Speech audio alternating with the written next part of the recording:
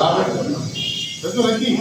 তাহলে লাভ আমার কোথা থেকে আসবে, কিভাবে আসবে, সেটা আমাকে জানতে হবে, বুঝতে হবে, ঠিক তো নাকি? এখন আমি দেখুন সময় কোনো অতিরিক্ত গরম আর আমার এমনিতেই বেশি শরীর ঘাম, এতেই বড় ভাইয়ের বলছি লাভ থাকছে যে আমি এত পরিমাণ ঘামি, কি করা যায়, কি করা যায়, সেটা এত গরম করছে না। আপনাদেরকে কষ্ট দিব না, আমি 10 মিনিট সময় নিয়েছি, 10 মিনিটই শেষ করবো ইনশাআল্লাহ। এখন আছি আমরা বিশেষ করে সিমের ফসল, যেহেতু আমাদের মেইন ক্রপ, এই সিমের ফসলের রোগ এবং বালাই নিয়ে আমরা আলোচনা করব, ঠিক তো নাকি? এখন আমরা প্রথম সমস্যা আছে বালাই বলতে আমাদের সিমের ফসলের প্রথম সমস্যা কি হয়? আগাছা, ঠিক আছে? আগাছা যদি আমার ফসলে থাকে, হ্যাঁ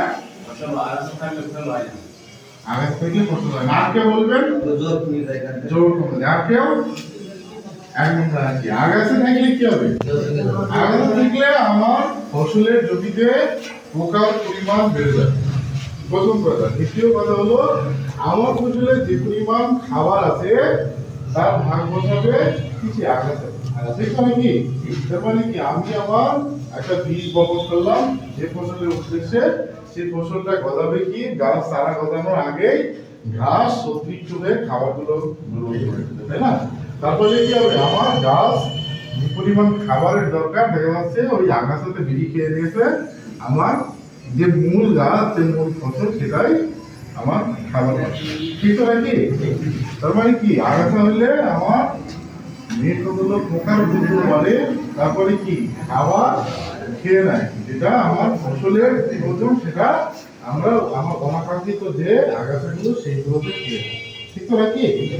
আরেকটা জিনিস কি রোগ বালাইও বেড়ে যায়, বেশি রোগ বালাই বেড়ে যায়, কারণ কি আবহাওয়া বুঝতে পারে না, যার ফলে আমার গাছের রোগ বালাই বেড়ে যায়। তারপরে কি সমস্যা হয়? পোকা, ঠিক তো নাকি? এখন আছে আমরা সিমের ফসলে কি কি পোকা লাগে, তাই না? একটু আপনারা কি বলতে পারবেন সিমের ফসলে কি কি পোকা লাগে? মাজরা পোকা লাগে, লেদা লাগে, পিলকি লাগে, দিলের ওষুধ আছে? না, আমি বলছি কি কি পোকা লাগে ভাই বলেন, আপনি সুন্দর বলছিলেন। মাজরা পোকা লাগে, মাজরা পোকা, তিড়িমি, লেদা, তারপরে মনে করেন উড়ান্ত নিদার পদ্মা, আর চুলচুলে, মাকড়, এই পোকা। ধন্যবাদ ভাইকে, ভাই অনেক সুন্দরভাবে বলেছে, কিন্তু আরো কিছু আছে। সেগুলো কি? মেইন হলো আমাদের সিমের যে সমস্যা করে সেটা হলো বিটল পোকা। বিটল পোকা চিনি আমরা? বিটল পোকা চিনি না? বিটল পোকা এমন একটা পোকা যে পোকাটা আমার গাছের উপর দিয়ে যদি হেঁটে যায় তাহলে কি হবে? যেমন আমাদের কিসের কথা বলবো, হাতির কথা বলি, হাতির একটা সুর থাকে না? তাহলে কি ওই পোকার এমন একটা সুর আছে, আপনার মাথার উপর দিয়ে গেলে কি হয়? ওই দাগ করতে এটার ফলে কি হয়? আমাদের ওখানে দাগ পড়ে থাকে, স্পট পড়ে থাকে, ফলের উপর দিয়ে গেলে ওখানে দাগ পড়ে থাকে, স্পট। এইগুলো বিটল পোকা। আর কিছু কিছু সময় এরা ঘুরে ঘুরে ঠিক তো নাকি? আরেকটা সমস্যা হয় কি? ফুট বোরা, যাকে আমরা বলি ফুট বোরা। ফুট বোরা চিনি আমরা? ফুট বোরা বলতে ফল ছিদ্রকারী পোকা, চিনি না আমরা? অনেকে তিরিং পোকা বলে, অনেকে মাজরা পোকা বলে, কিন্তু তিরিং পোকাটা আলাদা। এটা মাজরা পোকা যে বললেন, এটা মাজরা পোকা আমরা বলতে পারি, কারণ মাজরা পোকা বলেন ফুট বোরা বলেন একই ক্যাটাগরি। এর প্রথমে কি হয়? প্রজাপতি হয়, যে ফুটির কথা বললেন না, ফুটি বা প্রজাপতি হয়। তারপরে কি হয়? এরা পাতার নিচে ডিম ছাড়ে, ডিম ছাড়ার পরে লার্ভা হয়। এই লার্ভায় আমাদের ফল ছিদ্র করে।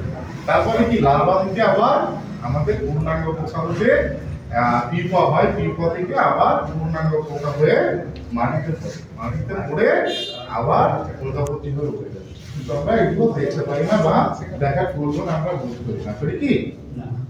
মেইন ক্ষতি করে কি? ডিম থেকে যে পোকাটা বাইর হলো তখন 7 থেকে 18 দিন বয়স যতদিন থাকবে ততদিন আমার কি করবে? ক্ষতি করবে। কথা বলেছেন? প্রজাপতি যদি হাজারো ঘুরে বেড়ায় আপনার ক্ষতি করবে না। আমার কথা বুঝতে পারছেন আপনারা? প্রজাপতি আমাদের ক্ষতি করে না, কিন্তু প্রজাপতিতে কি করে? ডিম ছেড়ে দেয়। আর ওই ডিম থেকে যখন লার্ভা হয় ওই লার্ভা আমাদের ক্ষতি করে লোক চোখটা প্রধান তাই তো নাকি তারপরে কি হয় আমাদের পাতা পচা লাগে বা ঘোরা লাগে তাই তো নাকি আপনারা কি বলে পাতা প্রথমে কি হয় প্রথম ঝলঝল এবং প্রথমে কি হয় পাতার কিনারা শুকাতে শুকাতে আছে তারপরে অনেক সময় দেখা যায় পাতার উপরে ছোট চোখের এই আমাদের যেমন চোখ বা মাছের চোখের আকৃতির মতো স্পট পড়ে এই স্পট পড়ার পরে কি হয় আস্তে আস্তে ওটাকে বড় আকারে রূপ হয় ঠিক তো নাকি তখন এরপরে কি হয় পাতাটা শুকিয়ে হলো লাগা মতো ধরে ধরে পড়ছে ঠিক তো নাকি এটা হলো একটা রোগ একটা ব্লাস্ট কি লাগে ব্লাস্ট আরেকটা সমস্যা আমাদের হয় সেটা হলো অ্যানথ্রাকনোজ অ্যানথ্রাকনোজ চিনি আমরা অ্যানথ্রাকনোজ হলো দেখবেন যে সিমের উপরে এই আমাদের চোখের যেমন আকৃতি চোখের আকৃতির মতো স্পট পড়ে স্পট পড়ার মধ্যে এই যে পাতার আকৃতির কথা বললাম পাতা যেমন ঠিক সিমের আকৃতি সিমের গায়ের উপরে দেখবেন ছোট্ট চোখের একটা আকৃতির মতো স্পট পড়ে তারপর আস্তে আস্তে সেটা কি হয় বড় হয়ে যায় আস্তে আস্তে বড় হয়ে যায় হওয়ার পরে কি হয় ওটা আমার সিমটম বাজারে বিক্রি করতে পারি না বলি কি অ্যানথ্রাকনোজ লাগলে একটা লাগে না যখন একটা লাগা শুরু হয় তখন ওই সিমটাই 8-10টা বা 15টা অ্যানথ্রাকনোজ স্পট গুলো হবে এটা হলো অ্যানথ্রাকনোজ লাগলে কি হয় প্রথমে এই ফুলটা আপনার কি বলবো স্যাদলা মতো একটা তাই তো নাকি তারপরে আস্তে আস্তে এটা ঝরে পড়ে যায় এই মূলত সমস্যা আর একটা সমস্যা দেখা যায় সেটা হলো আপনার মরিচিকার মতো স্পট পড়ে পাতা পড়ে কি মরিচিকা পড়ে না যেমন এই যে কিসের কথা বলি শাটারের কথা বলি মরিচিকা জম পড়ে না যেমন মরিচিকার মতো পাতার উপরে স্পট পড়ে কি তাহলে পড়লে কি হয় এটা মূলত জিঙ্কের ঘাটতি কিসের জিঙ্কের ঘাটতি জিঙ্ক ব্যবহার করি না আমরা দস্তা দিই কি দস্তা দিই না এটা মূলত জিঙ্কের ঘাটতির কারণে আমাদের মরিচিকার মতো স্পটগুলো করতে এখন আমরা কি সমস্যাগুলো উঠে আসলো না আমাদের কাছে সমাধান দরকার কি দরকার সমাধান সমাধান বলতে আমরা ব্যবহার করি হয়তো বিভিন্ন ধরনের ঔষধ ব্যবহার করে থাকি তাই না তার মধ্যে থেকে অন্যতম আপনাদেরকে আমি বলবো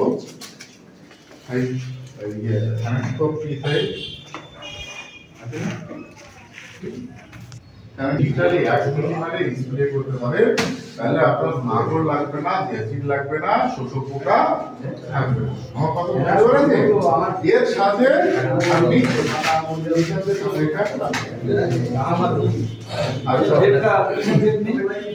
না না কি এটা দেন কৃষি জমি এটা দেন আচ্ছা এখন আসি আমরা এর সাথে যেহেতু সারা অবস্থায় কৃষি নাম জানেন আপনারা একটু কথা বলবেন আপনাদের কৃষি জীবের নাম শুনেছেন আপনারা এই কৃষি জীবটা যদি আপনার প্রাথমিক অবস্থায় যখন আমাদের চারা বয়স 5 দিন বা 7 দিন বা 10 দিন 2 গ্রাম আর এই যে বিনিময় যদি লিটারে 1 মিলি করে স্প্রে করতে পারি তাহলে মাকড়ও দূর হলো অ্যাসিডও দূর হলো সাথে সাথে কি হবে কোন ধরনের প্রাথমিক যে ছত্রাকগুলো লাগে পচাগুলো লাগে কাণ্ড পচা বলেন গোড়া পচা বলেন এই পচা থেকে আপনার ফসলটা সুরক্ষা থাকে পাশাপাশি কি হবে এর মধ্যে এর মধ্যে 2% জিঙ্ক কি আছে 2% জিঙ্ক আছে যে বস্তার কথা বলছি 2% জিঙ্ক আছে যে জিঙ্কটা আপনার গাছে কি করবে সবুজ সতেজ করবে এবং খুব দ্রুত বাড়িয়ে তুলতে সহযোগিতা করবে তাহলে কি করবো প্রথম স্প্রে আমরা আগাছা দমন করার পরপরই কৃষিজীব একটা স্প্রে করবো পাশাপাশি কি দেবো বিনিময় বিনিময় যদি দিতে পারি তাহলে আমাদের ফসলটা মোটামুটি সুরক্ষা পাবে তখন এরপরে কি হবে আপনার যখন আমার বামে উঠে যাবে এখন সব ফল ফল বামে ওঠে না আমাদের বামে ওঠে কি আপনারা কিসে দেন এবার বামে যদি আমার ফসলটা আসে তখন কি হয় বামে ওঠার সময় লতা উঠে যেতে না কাটে কি লতা কাটার সময় আপনার